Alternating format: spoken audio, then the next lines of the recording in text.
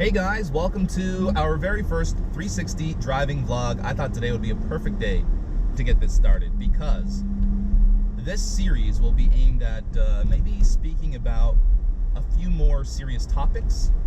Maybe not something so lighthearted. I mean, once in a while I might delve into the lightheartedness, but usually I want to discuss important matters, and the very first matter we're going to discuss is the new YouTube Partnership Program application process. So, those of you who don't know, YouTube is changing their partner program requirements. When I first started, it used to be that you had to apply, and I can't remember what the specifics of it was, but it used to be that we had to apply to become a partner. But now, or sorry, not now, shortly after I joined, they just made it possible for everybody to become a partner. So as soon as you started your channel, you can monetize instantly. They're kind of rolling that back. So in April 2017, I think it was shortly after the PewDiePie incident that everybody knows about, they implemented a requirement of 10,000 views before you can get partnered. 10,000 views. Apparently, that wasn't enough for them, because as of, I believe, 2 days ago, however, I think it's being implemented February 20th of this year, so you still have some time. You still have some time to take in all the changes that are about to happen. But there are new requirements. You now have to have 1,000 subscribers and 4,000, wow, look at that ice just falling out my back window there. Did you guys see that? That's crazy. I shoveled most of the snow off the top of the car, but I guess I missed some. There's some up here too. I don't know if you guys can see that. Anyway, you now have to have 1,000 subscribers and 4,000 hours of watch time in the past 12 months. Again, this is being implemented February 20th, and then once you meet those criteria, you can actually apply for partnership again, much like it was when I first started YouTube. Hi lady, hope you don't think I'm weird talking to myself in my car. I've watched a couple of these videos. I watched Pewds talk about it. I've watched Captain Sparkles talk about it, and they're unsure of whether you get paid any money owing that you have in your AdSense account. You do get paid any money owing you have in your AdSense account. It's clearly stated in the write-up that YouTube released. So if you have any money, if you're a small channel and you have any money owing in your AdSense account, you will get paid what you are owed. So that's good news for the small partners. The bad news is you can no longer monetize any of your videos unless you meet those criteria. So yeah, it's not great. This always makes me feel weird because I never have change, and then you want to avoid eye contact, and it's like, dude, I can't give you anything. Do you take Interac? Do you take PayPal transfers, e-transfer, money transfer, anything like that? I don't have any cash on me, I promise. Anyway. Poor guy. It's kind of cold out here too. These are the kind of days that I really want to give something and I have no money to give on me. So let's do the math on that. By the way, 4,000 hours equates to, now I'm terrible at math, so hopefully you guys will forgive me if I make a mistake. 4,000 hours is equivalent to 240,000 minutes per year. 240,000 minutes per year is roughly 658 minutes a day.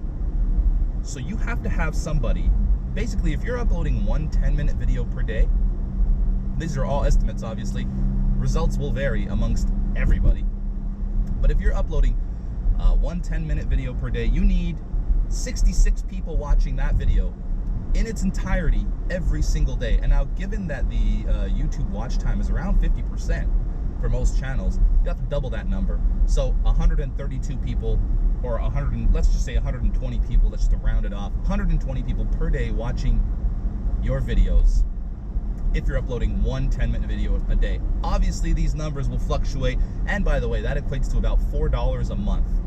Doesn't seem like a lot, but it's still money, right? It's still $4 more than the creator had before they started making that video. It's there's some positives and negatives about this. At first I was a little bit hesitant. Well, let's get into the negatives first. These are all my thoughts, by the way. These are not, I mean, this is just my personal opinion. You are obviously free to see it much differently than I am. But my personal opinion, and here are the negatives. First of all, I already see, if you see in that article that YouTube has put out, and you look at the replies, you already see the whole sub for sub thing coming back. Now, it's always kind of been around, sub for sub, blah, blah, blah. But now that there's a hard number that channels have to reach to monetize their videos, that 1,000 subscriber mark, sub for sub is going to come back with a vengeance. It's all going to bring back the dead subs. Even more dead subs than there are right now. A lot of people subscribe these days and don't really plan on watching much of the channel's content after they subscribe. I'm not sure why they're subscribing, but it happens. And now it's just going to make it that much worse. Every small channel is going to have roughly 1,000 subs, and none of them are going to be active. It's not a good thing. Another thing that might come back, I feel like this guy behind me kind of came to a pretty aggressive stop there, bud. Did you not see me stopped here? Anyway, another thing that might come back and may have never really gone away, but I hadn't heard of it until, but I hadn't heard of much about it since I started my channel, and that's viewbotting. So again, you got the sub for sub, trying to reach that 1,000 sub mark, and then the viewbotting, which I don't know if it's still possible. I don't know how viewbots work, but if you could viewbot 4,000 hours a year for somebody, then you're gonna do it because, sorry, just making a right turn and making sure that I wasn't gonna run into any pedestrians. You're gonna have that viewbot getting 4,000 hours of view time so that you can monetize your videos. I think it'll push people towards viewbotting, towards sub for sub, and I hate that stuff. Also, something that YouTube didn't make clear, and they have kind of a history of not making things clear. The YouTube Partner Program back in my day, before you applied for it, you did not have access to upload videos longer than 15 minutes, and you didn't have access to scheduled uploads. Does that mean that the smaller channels now who are not partnered can't schedule their video uploads and can't upload longer than 15-minute videos? Because that's a big hindrance. That is probably the biggest negative if that's the case. I don't know if that's the case, but that would be the biggest negative. I remember struggling with when I first started making my videos just 15 minutes long. I really wanted to make longer videos, and I couldn't because I wasn't a YouTube partner. And those scheduled uploads are huge. I can leave my house and know exactly when my videos are going up. I don't have to physically be there to upload my video, input all my information, and have it go live. So that's a big negative if that's the case. I don't know if that's the case. It may just be that you can still upload longer than 15-minute videos. You can still schedule your uploads. I have no idea. Another negative that relates to what we just talked about, if you can only upload 15-minute videos, that is an even bigger problem than first imagined, because YouTube now is focusing more on watch time. And so, as evidenced by the 4,000 hours in the last 12 months. So, the longer your videos, the more watch time you have from your viewers. That's not going to be a good thing if you can only upload 15-minute videos. How are you going to get over that? This is going to be a really, really, really steep uphill climb for new creators. One more thing that I'm really fearing is the return of networks. Networks have always been around, but when I started, they were predatory. Like, they would take ridiculous amount of your money in exchange for partnership, and they were providing nothing in return. Well, I guess they were getting you partnered in return, but other than that, beyond that, they were giving you absolutely nothing. Are networks gonna make like a full-scale comeback? I remember IGN. I was partnered with IGN. It was the worst time. Looking back at it, they offered me absolutely zero, and they probably took a whole lot of my money, and I didn't really appreciate that, especially now that I'm looking back at it. I would have never partnered with IGN. The current network I'm with, Broadband, I'm only with them because of, well, I won't get into that, but they're doing a decent job, and they actually don't take any of my money. I'm on an interesting contract with them, a good contract for me, so I'm okay there. But I don't want predatory networks to come back. Like, that's just going to be rough for all the small creators. And one last thing, and I saw Keemstar mention this on his like Twitter feed or whatever. He made a little video he said that people are asking him for tips on what to do about this new YouTube partner program qualification stuff. And he basically told him to just quit. That is such a terrible thing to say. Keemstar, come on, man. A lot of people say I look like him, by the way. I think he looks like me. I'm older than he is, so technically he looks like me because I came first, right? That's how it works. Anyway, he's telling people to quit and that it's impossible to make it these days. It's not impossible to make it these days. Don't quit. Just don't quit.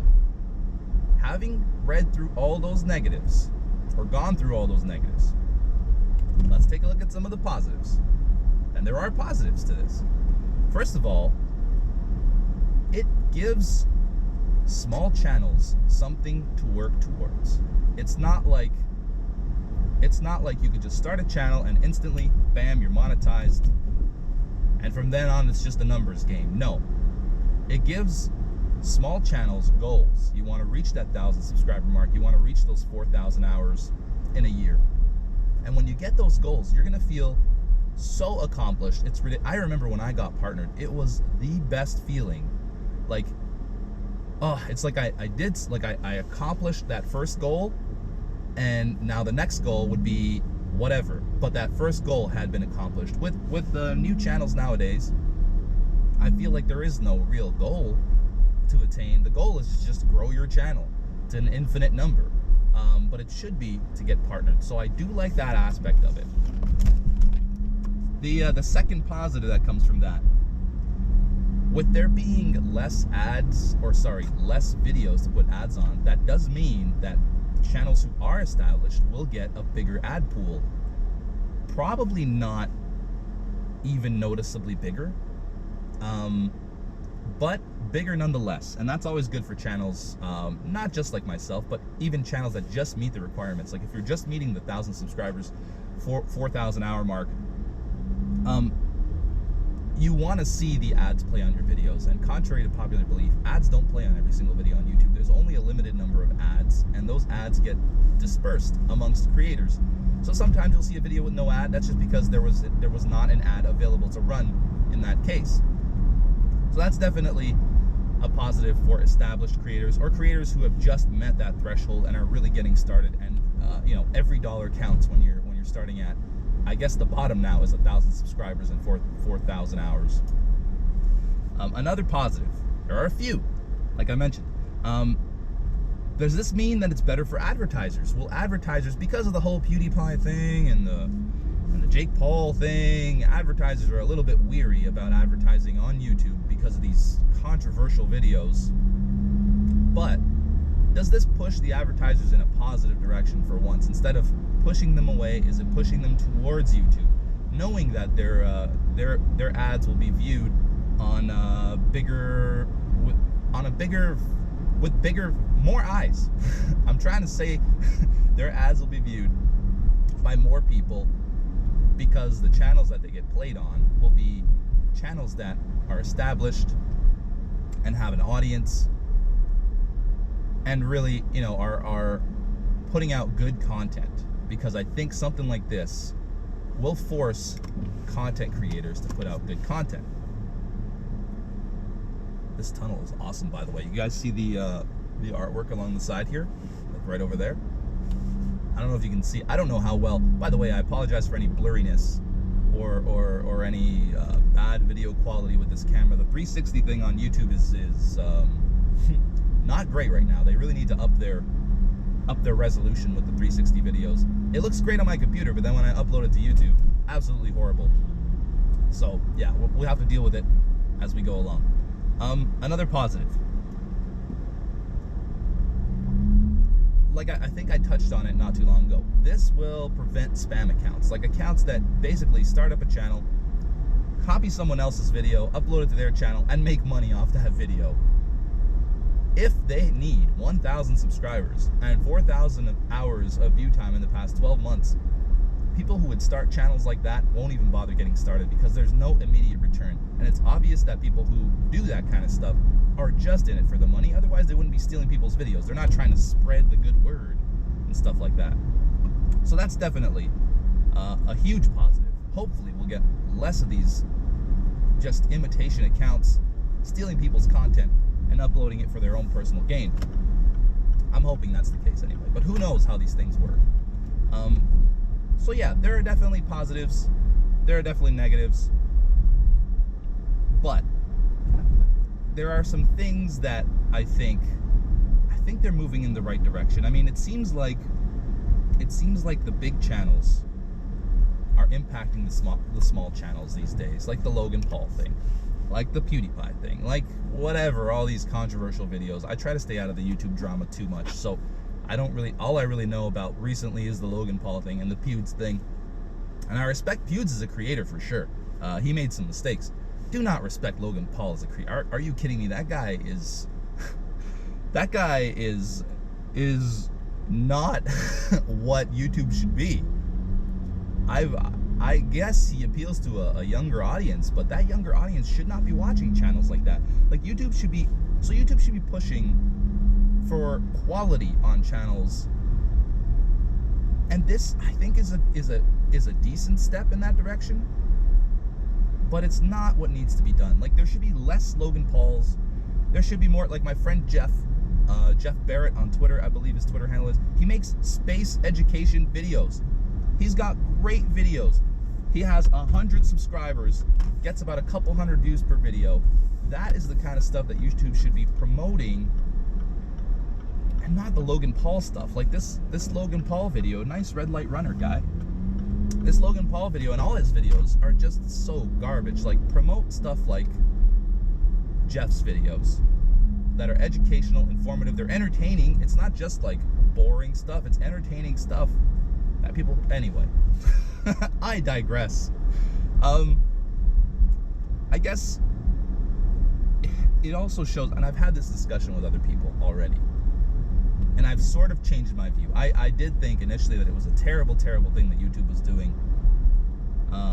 But after having reviewed the facts, it's not so bad. I mean, it's terrible for really small channels, but the thing is that they gave something to these small channels and then they took it away. It would have been better if they never implemented AdSense for all in the first place and have these channels work towards it, because I think that's more important than just giving people handouts as soon as they start their YouTube channel, whether it's their content or not. That's a big thing. So it is definitely better to have not what's the old saying? It's better to have loved and lost than to have never loved at all. That's not true. That's the opposite of what's happening here. It is better to have not loved at all. It is better to have not received money at all than to have received money and have it taken away from you. That's rough. Yeah, that's not cool. What's happening over here? Red lights everywhere. Yeah, so it's in conclusion, I would like to say that this is definitely a step in the right direction. It's moving the motivation away from money, and it's putting the motivation towards creating quality content. Like, there's another saying, and this one I truly agree with. Necessity, by the way, you guys want to get wiped? You guys are getting wiped right now. Necessity is the mother of all invention.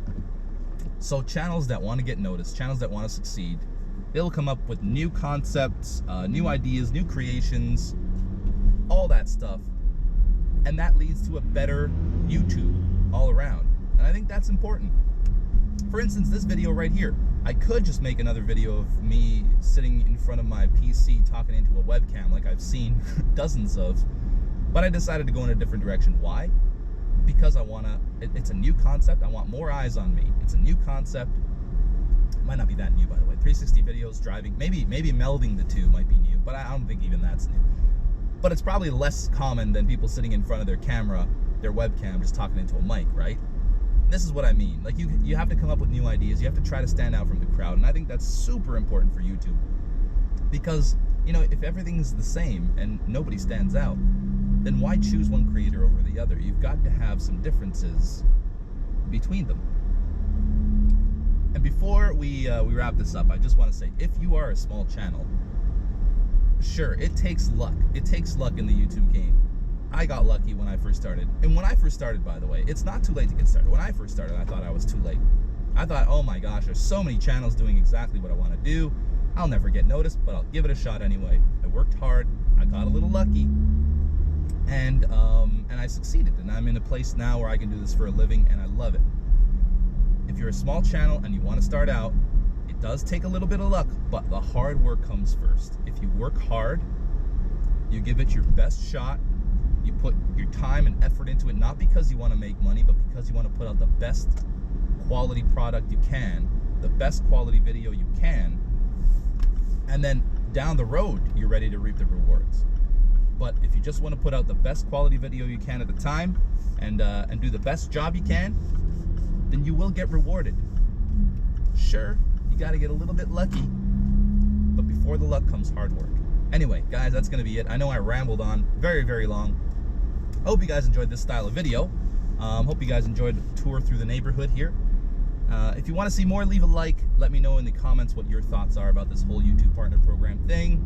If you agree or disagree with me, that's fine. Let's keep it civil. I know stuff like this can get a little heated in the comments because some people agree, some people disagree, and it's just a whole mess of stuff. Having said that, thank you so much for watching. I'll see you in the next video. Bye-bye.